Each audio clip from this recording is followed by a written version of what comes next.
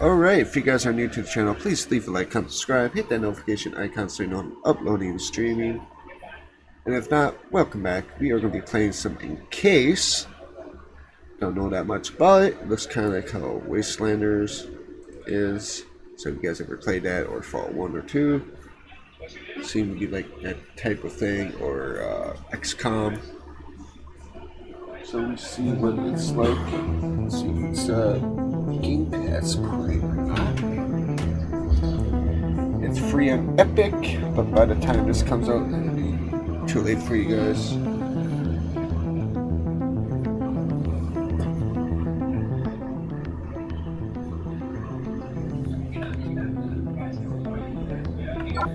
Oh yeah. Where the fuck is shift on this side?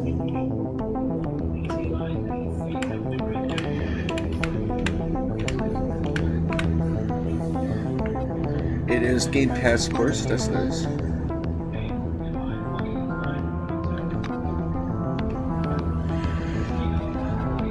Alright, let's make sure this is narrative voice mode everywhere. Suppose yes.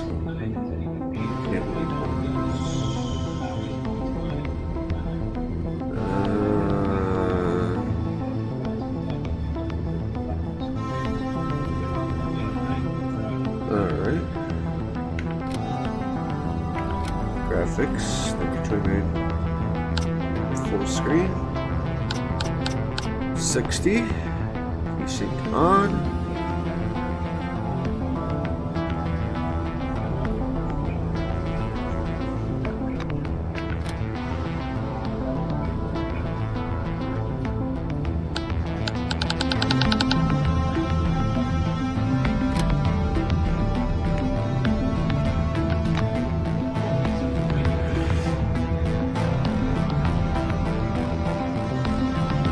Interface mode for those who want to focus on exploring the game.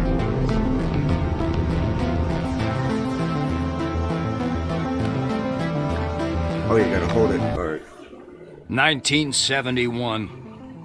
We woke up in a different world, where the Cold War ended along with the Vietnam carnage.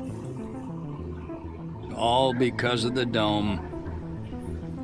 The Dome. A territory full of anomalous artifacts, phenomena, and organisms. We still don't know what it is. An alien city? Some kind of a testing ground or storage? Whatever it is, no living thing trapped under the dome can escape it. Yet even this did not stop the research. The major powers created the Cronus Megacorporation to develop and explore the dome. Its secrets became a lucrative business. The Spire station was built on top of the dome to export the artifacts and import supplies and personnel. The city of Crystal Sands grew at the foot of the dome, eventually becoming a major transportation hub. All this required thousands of employees, and there was no shortage of candidates. Romantics, pragmatists, and adventurers of all trades swarmed recruiting centers around the globe, seeking jobs at Cronus. You were one of those people. In 1976, your application was approved, and you went under the dome towards the future. Whether a good one or a bad one, only time will tell. Alright, alright.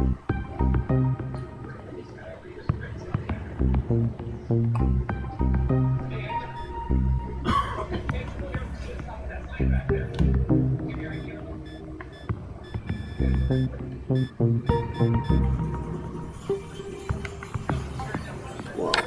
Okay, that's so good. Alright.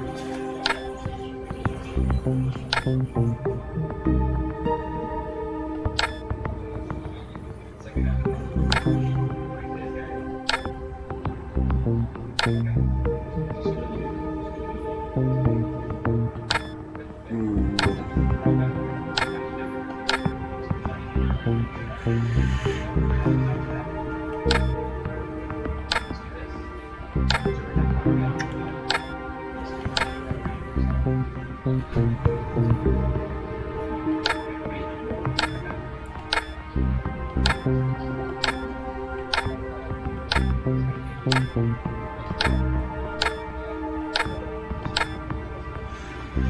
guess we go with this guy.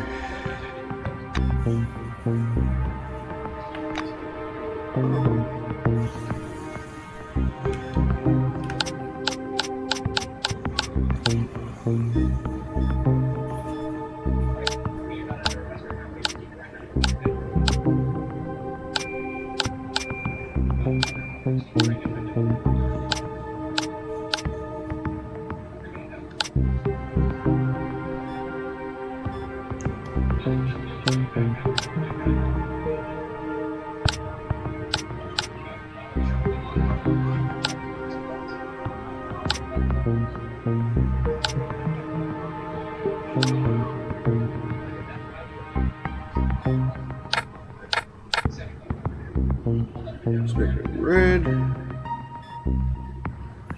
Alright.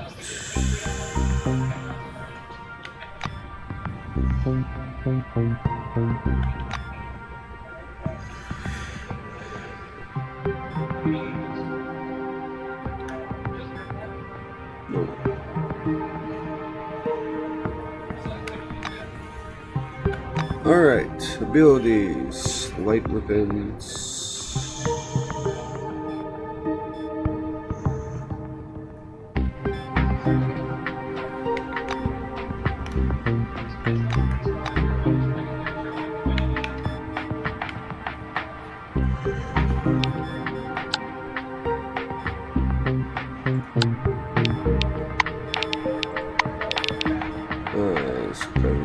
Vehicles, that'd be nice.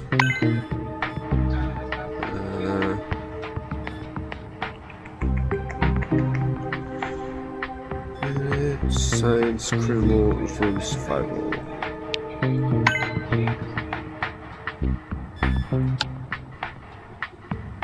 Alright.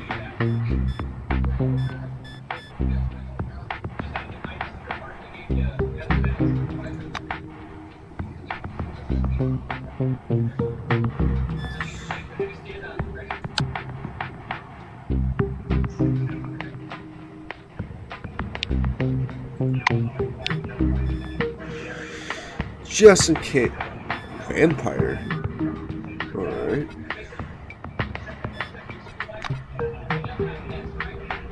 I'll show this again. Thank you.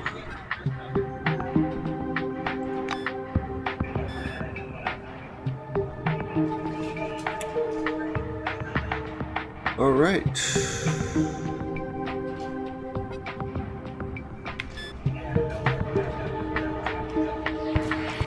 Gotta hold it, apparently. Pressing key to continue.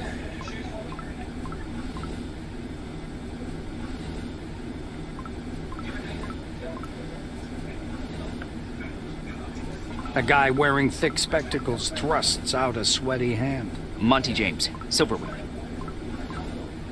He glances down at your badge. Ah, it's you. I found your file extremely interesting, and your CV, wonderful. Inspiring, really. When I had the opportunity to look over the files of my future colleagues, I couldn't resist. I don't want to sound boastful, but silver level clearance has its advantages. Monty winks. Monty makes a ring with his thumb and forefinger. You were number 63,784 on the waiting list, but you were lucky enough to get into the dome after only 16 months. Besides that, zero, nada, absolutely nothing. You're a dark horse for both the Foundation and myself. How exactly did you end up in this wing?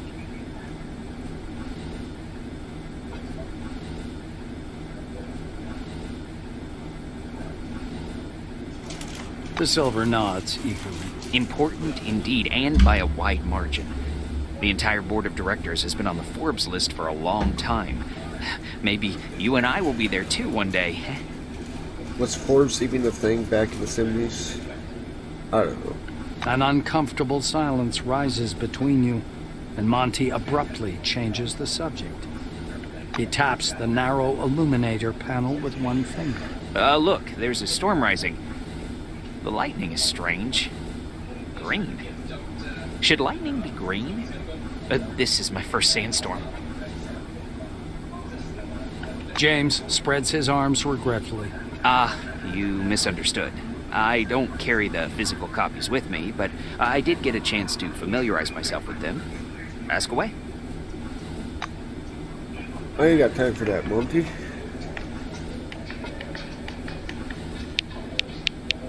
Alright. To the Concord, you left Spire Station, the transport pod, you turn it begins. Alright.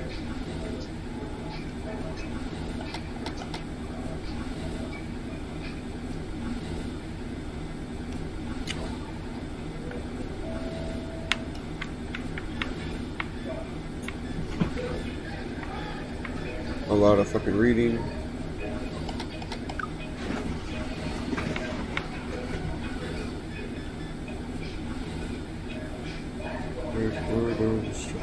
Covering this wasteland, Falconis, and this is going to be silver ring. Alright. Whatever.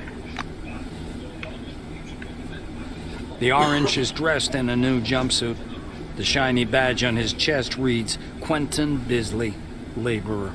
He's side-eyeing the screen skeptically. Despite his tired, grim expression, his gaze is open and friendly. However, the general impression is unmistakable. There's something frightening about Bisley.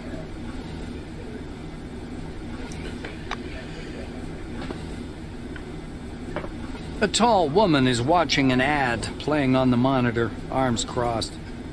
The polished to a shine badge on her black overalls reads Elsa Olafson, Security Service. She glances at you and offers her hand in a businesslike manner. Greetings. Please take all necessary precautions. By that I mean, don't turn your back on him. Elsa nods at the orange.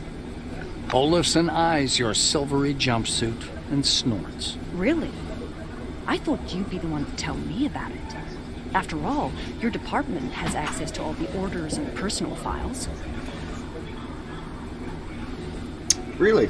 Her gaze shifts to the silver standing opposite and then back to you before she turns indignantly to the window.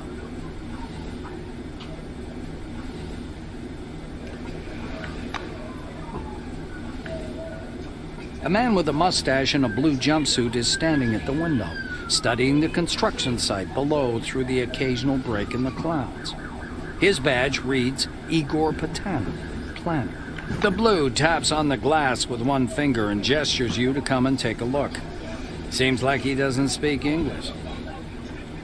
Using sign language, mimicry, and all of your artistic talent, you're able to communicate with the planner. Once he's sure you're watching, Patanin points up in the direction of Spire Station, from which you departed a few minutes ago. He sketches the outline of the station on a broad, foggy section of glass. Once he's finished, the blue turns to you with a delighted expression.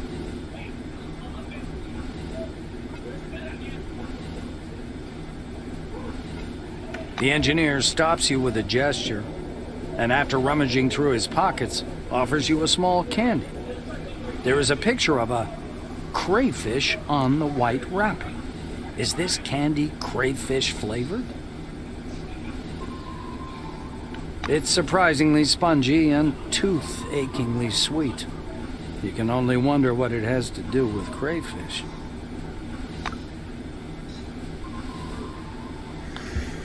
Candy is flavored. Surprisingly, status effects.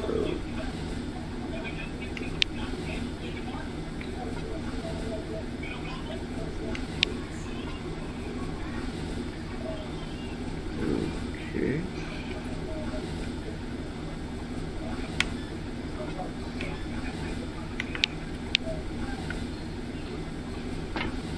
Back to this person. The thin, pale young woman is sitting at the window, leaning against the illuminator. The glass is slightly fogged with her breath. She turns to you. Her shiny badge reads Tomoko Kimura, physiologist. We've crossed the border. No way back now. Even traveling by the funicular wasn't so thrilling. The white presses small hands to her blushing cheeks. You were thinking, why have no children been born under the dome? I've got a working hypothesis, but I'm not ready to share it yet. She says softly, as if answering a question you didn't ask.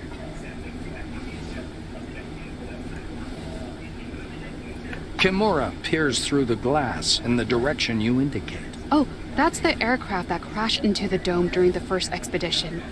I believe that's a wing fragment, and there's some white canvas. What do you think that is? Maybe a parachute? The white shakes her head, bewildered. I just can't believe it. It's all true. We're on our way to meet the future. Kimura shoots you a surprised look. You're familiar with the details of the briefing, right? To put it simply, the dome is a selectively permeable environment. The white draws an invisible hemisphere in the air. Inorganic objects may exit the dome without difficulty, but any living creature dies if transported back to the outside world. That's why we're all stuck here for an indefinite period of time. Kimura is eyeing the dome's mesh, glittering in the sunlight. Supposedly, it's something to do with the atmospheric composition, but it's a weak theory. The difference of the air within the dome is so insignificant as to fall within the margin of error. Or to put it more simply, there is no difference.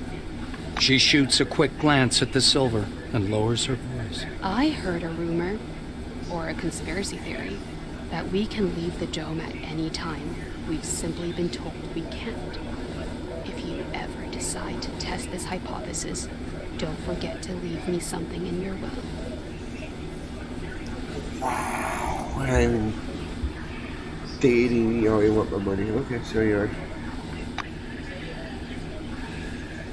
Well,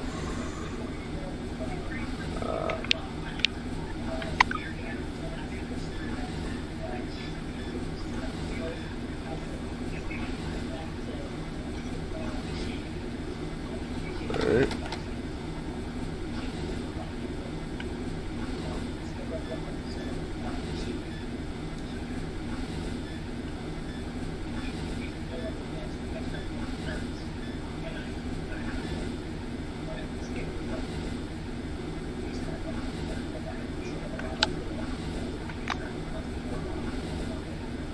Okay, well, Stopping by the door's porthole, you watch as the ground slowly approaches. It looks brown-black through the tinted glass and smoky blue at the horizon. It almost seems like the clouds are pulling apart there. You can discern the regular pattern of a settlement in the mists, hanging over the northern section. If this is the city, it's nowhere near as miraculous as the brochure. Just a few concrete buildings surrounded by sheds. It resembles the hab pods of a space colony in a sci-fi film. Yet, the scale is impressive. In only 5 years, a small civilization has arisen from these bleak sands to tackle mankind's greatest project. The blues and oranges did their share of the physical labor, but the main credit belongs to the brilliant administrators from Silverwing. At least, that's what you were told during the pre-departure briefing. Just as you're about to move away from the window, you notice a whirlwind beginning to form above the ochre plain. The gathering storm drifts unhurriedly above the desert, a crown of green lightning flashing at its core. Clearly no ordinary weather phenomenon. It must be one of those anomalies. You freeze by the window, unable to avert your gaze.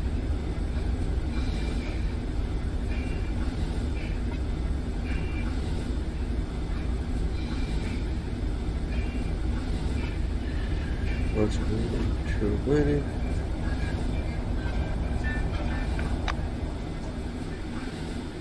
Okay.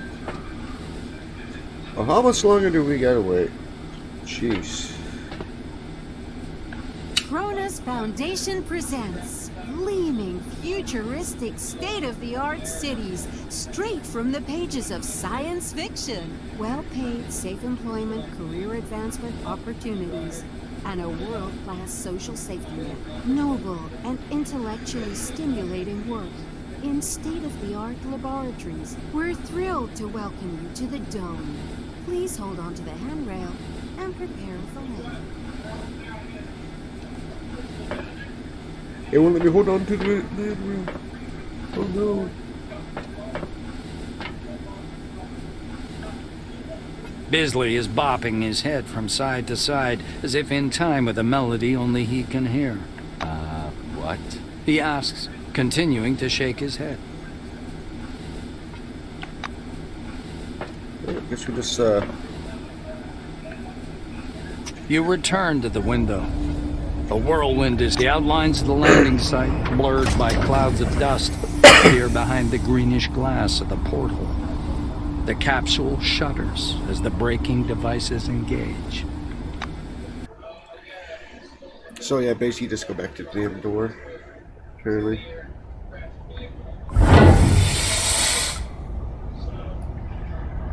Concord Station, alright.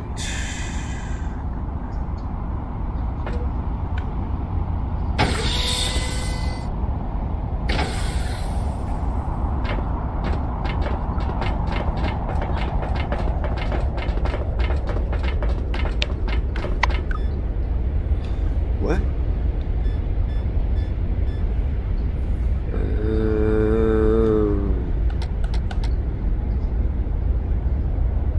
Be encased, blah blah. Nice, it's in Russian.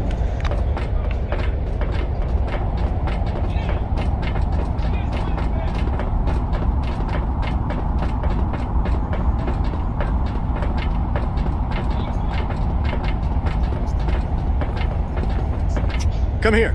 Come on now, or you'll miss everything. A cheerful man in a white lab coat grabs you by the sleeve. A badge reading Ludovico Nuzzi, scientific analyst, export department, dangles loosely on his clean uniform, which still smells pungently of washing powder.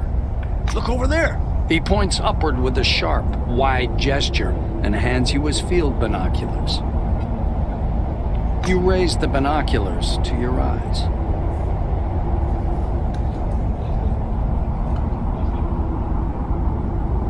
Under fourfold magnification, the whirling cloud above the rust-colored plains looks even stranger.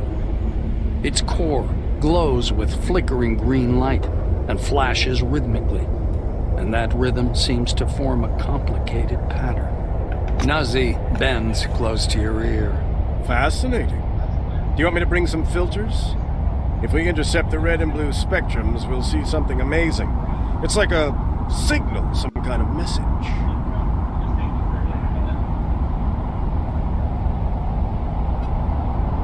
I think I might be able to pass this. Without tearing your gaze away from the binoculars, you turn around slowly, studying the dome's horizon.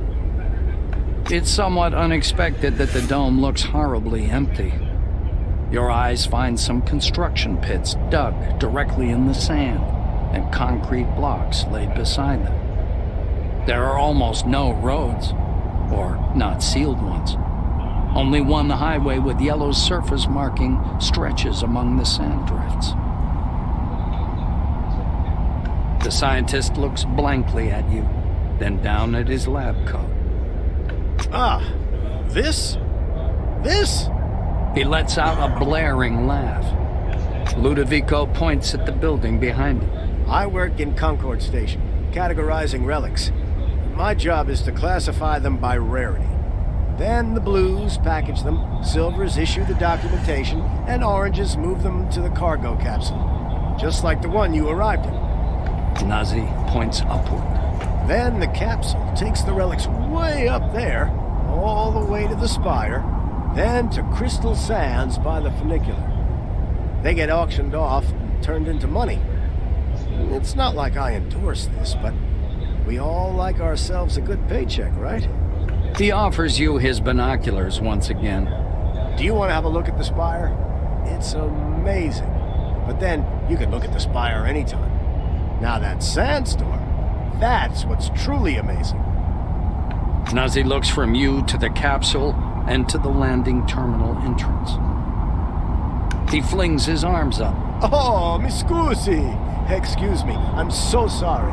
You'd better get going or you'll be late for check-in. Your colleagues are already inside, and the storm is growing stronger. Alright, I'm going to take a pause break. Alright, we are back. Yeah, the storm is growing stronger. The White mutters in fascination, eyes glued to his binoculars, which is fixed on the spinning whirl of clouds.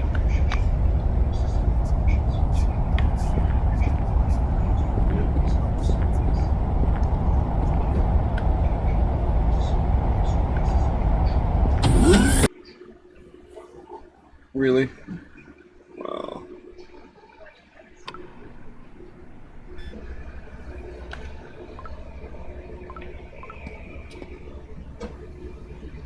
Alright, Chris, update it. We're escorted to the Camp Conference Square, taking the message.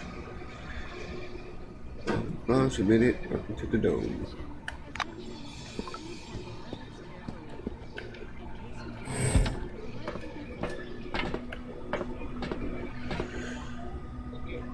Studies, communications, wires, supply, cigarettes, t-shirt, essays. How can I help?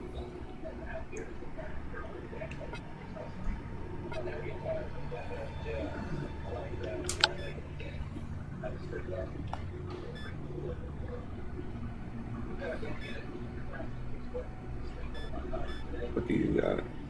Pipe wrench.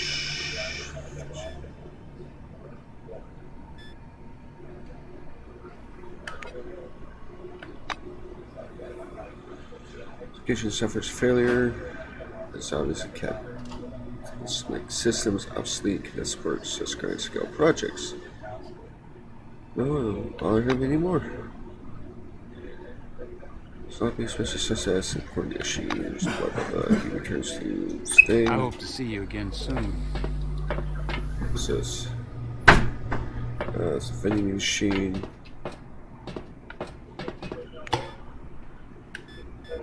What's this? Handful of earth. Okay.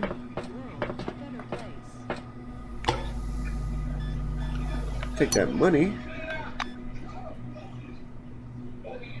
That might come in handy.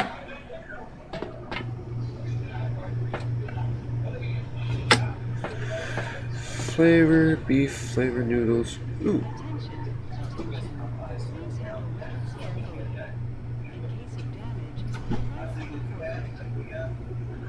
Alright, let's give us some noodles.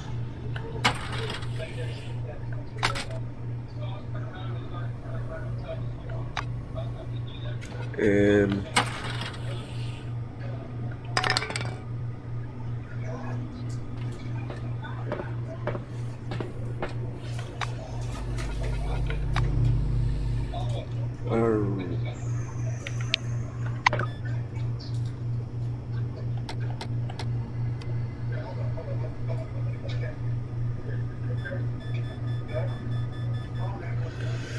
you perform various tasks, some of which will lead to stories or alarms feel different aspects of life in the dome. You can always task with the B button key.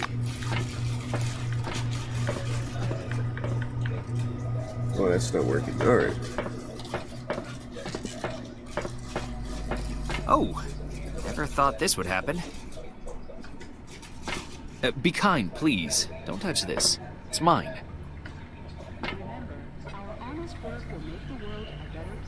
There's no finish. Hello. What do you have?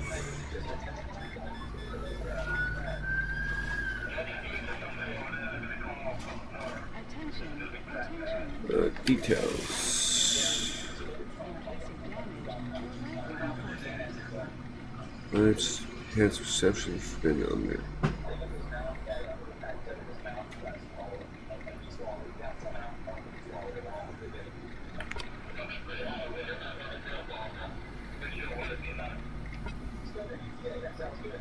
Fair. Ready answered that yet? And have this pass for you before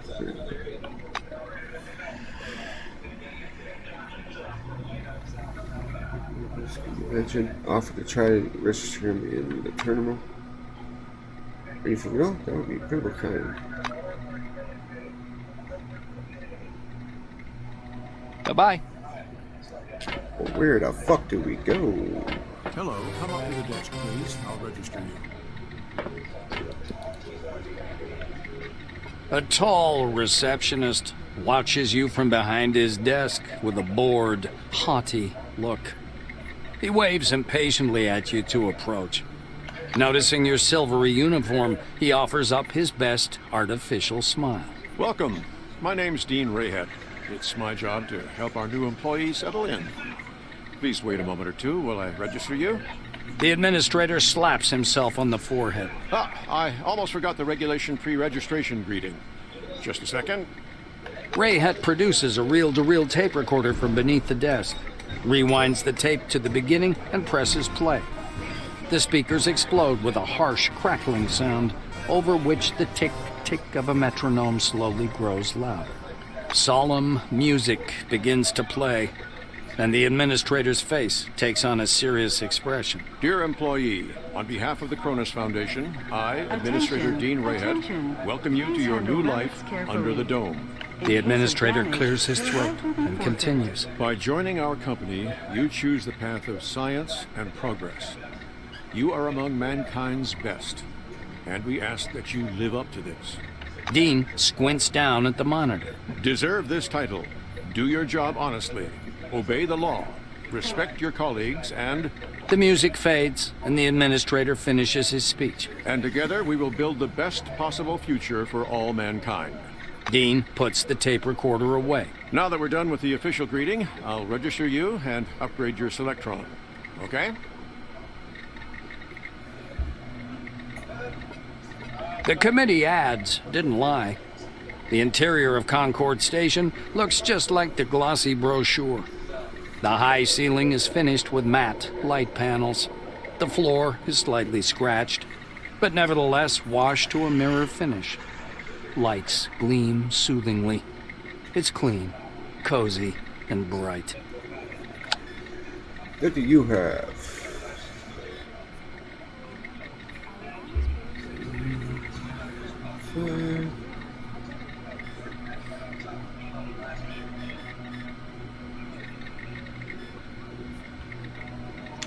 You have money, but I have nothing to sell you for that money. Dean taps his pen on the desk to get your attention. Time is money, my friend. Please keep your mind on what we're doing until I get you registered. Dean's hands hover over the keyboard.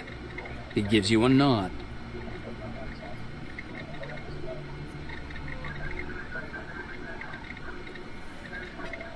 The administrator squints at the paper in his outstretched hand before setting it next to the keyboard and entering the information into the database.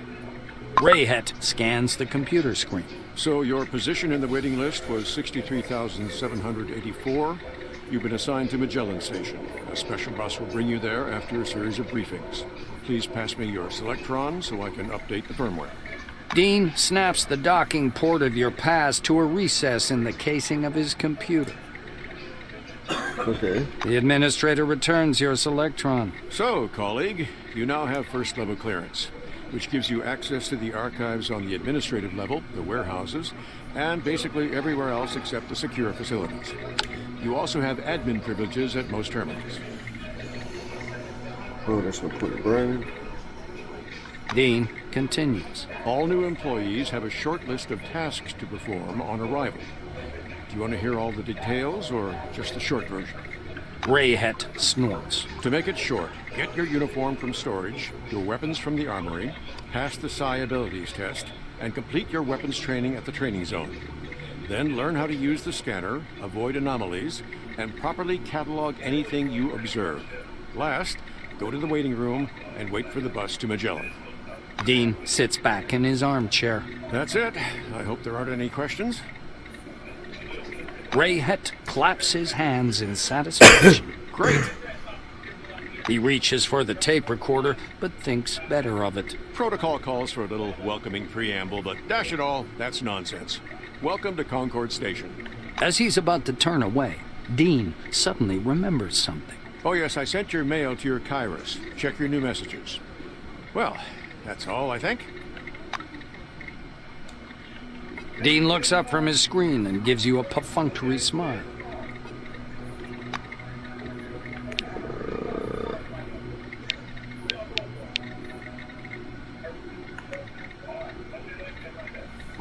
Maybe I can just...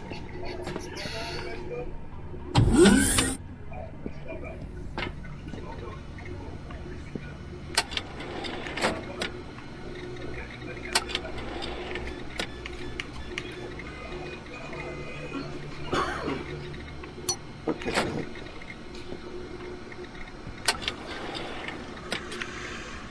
See, you get a pair of scissors for free.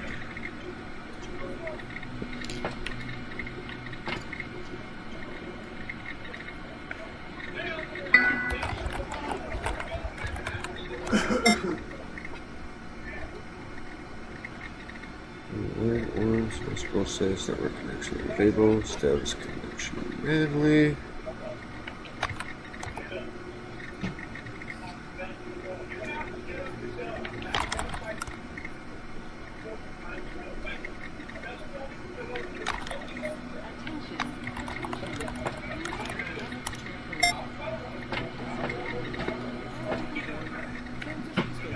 Stop right now. The computer contains personal data.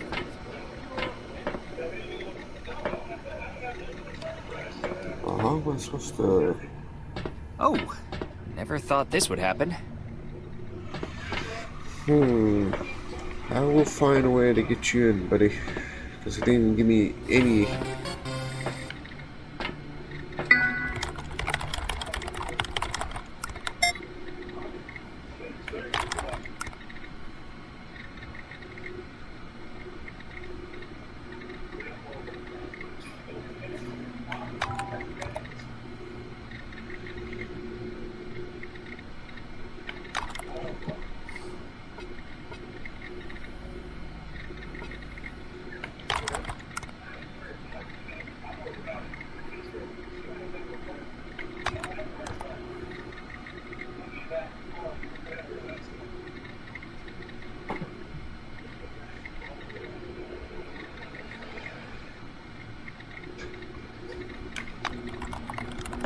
Well, let him know that he's... Oh, never thought this would happen.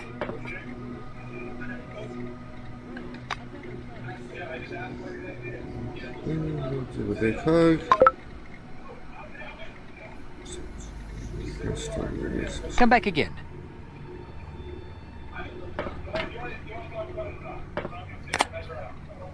Attention, attention. Please handle relics carefully. In case of damage, your life will be forfeit. Alright, so we don't have lockpicking yet.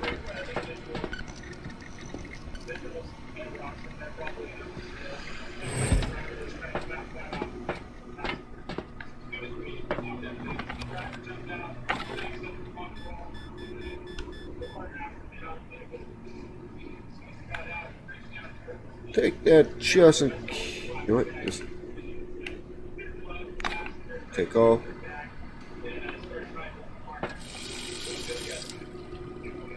Quenched.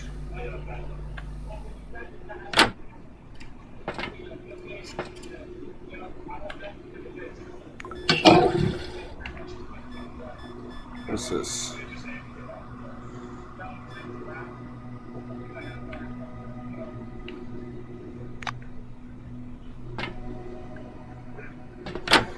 Wow, you really gonna make me search that, aren't you? Okay. Is there... Oh, there's a...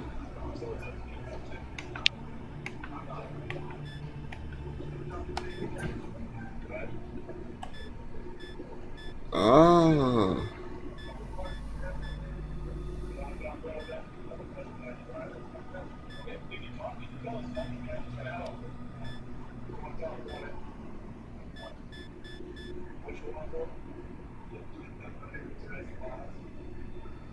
But is there a thing that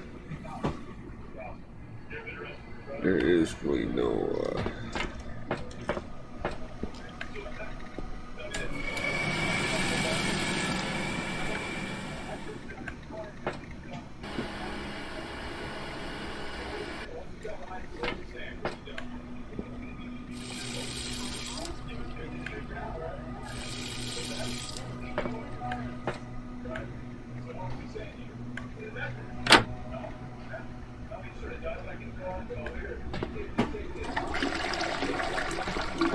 Wait.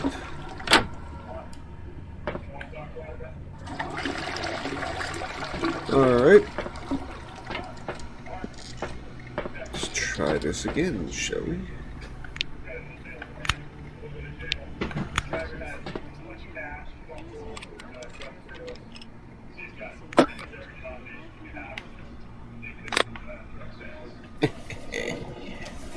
Take all your shit. Is there like a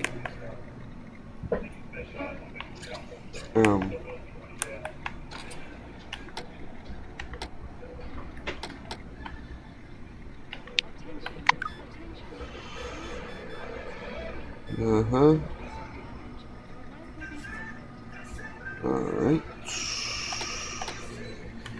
Try uniform.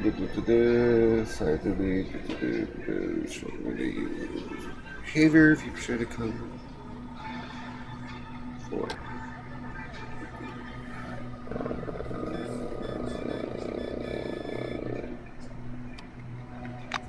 Blah blah blah. Alright. Oh, we are thinking. Oh wait, nope, we didn't. Aren't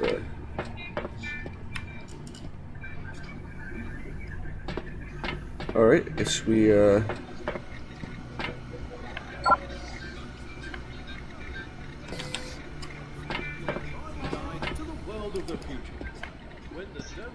Well, hello there.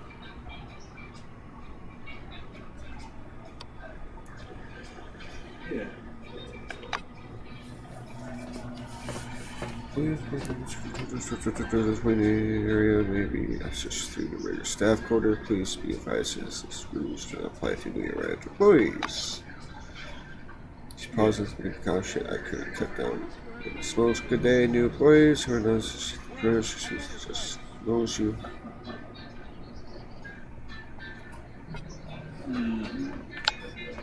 You just got money. Look at the chance of Hungary map.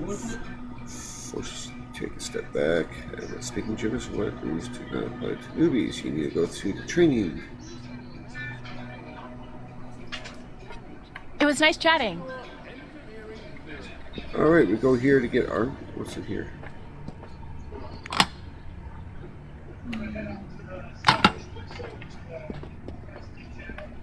Ellen Powery would be route.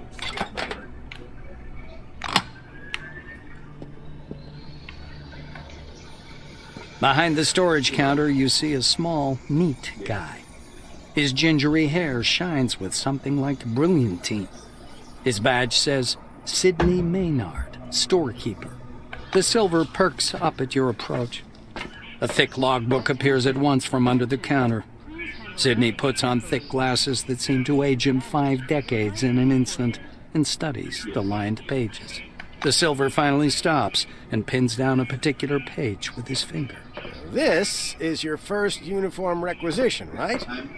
You can also purchase any equipment you need for the desert directly from me. Maynard adjusts his glasses in a businesslike manner. Before I give you the uniform, please listen to these short instructions. Sidney fiddles with his hairstyle. So, I'm not going to sugarcoat it. Life under the dome can be dangerous. You may get shot, spill acid on yourself, get electrocuted, or suffer the effects of a dangerous anomaly. You may also freeze to death or get fried. Okay. That's why it's important to wear protective equipment when traveling outdoors. Of course, in hazardous situations, the equipment will get damaged, and the more it's damaged, the more often one has to repair it. The Silver steps back from his counter to indicate the repair kit boxes piled in the back of the warehouse. He points back at the shelves behind him. We've got repair kits for this gear.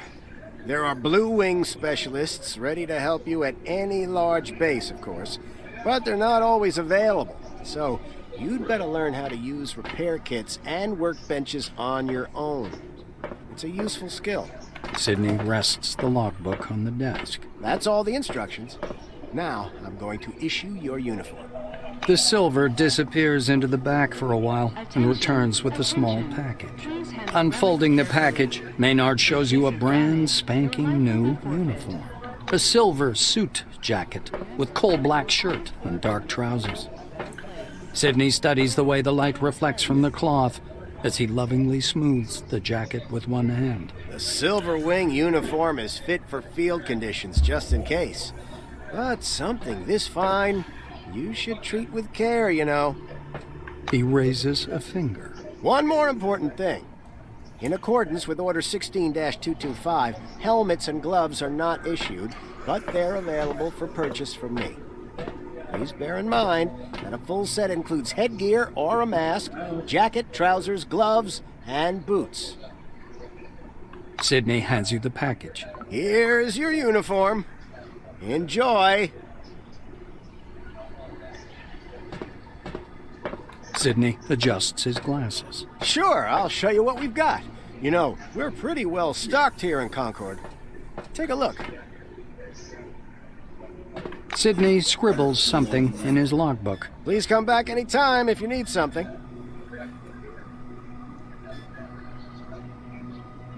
So I'm already wearing? What's this? Alright, so we need gloves.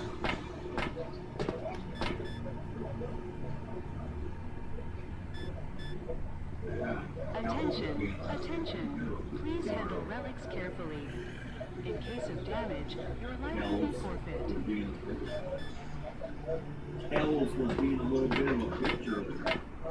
You don't get what to give me tech, but there's this give me science resistance. Oh, I said Kells was being a bit of A better place. Oh, that's how much they're worth. How much money do I have? Yeah, Not much. Not much. What can I sell you?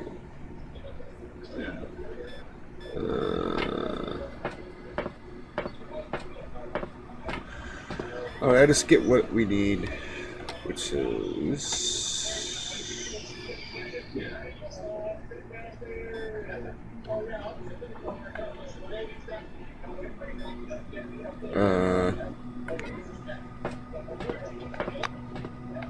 Maynard puts his glasses on again. You again? Gloves and helmet. Pretty sure you got your... Sydney adjusts. Sydney scribbles something in his logbook. Please come back anytime if you need something.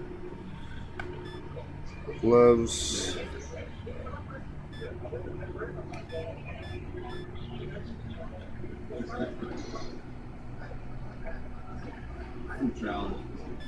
What's this? Attention, attention. Please handle relics carefully. In case of damage, your life will be forfeit. no, I wasn't. There was a guild chance.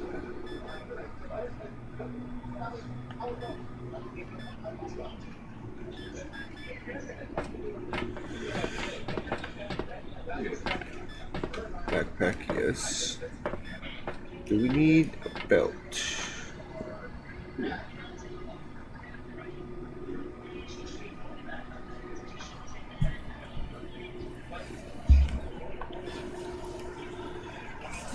What are these?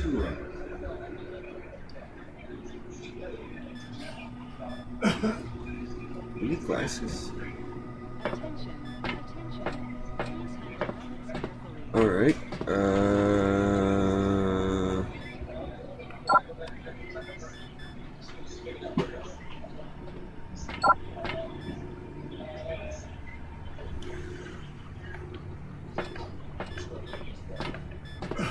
Oh, we gotta give him the money, don't we? Well, I mean, Can we just type it? It's 250. I saw her. Nope. You can't type it.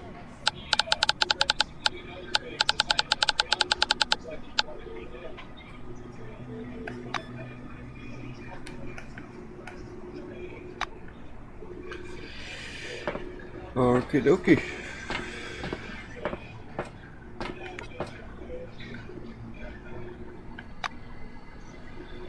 Now, Yeah, that's kind of what it seems like you got. all right. Well, I mean, I know it's the title means. All right. So, Now, I do pay attention. I may be a useless officer, but uh-huh. not that it Backpack. matters any.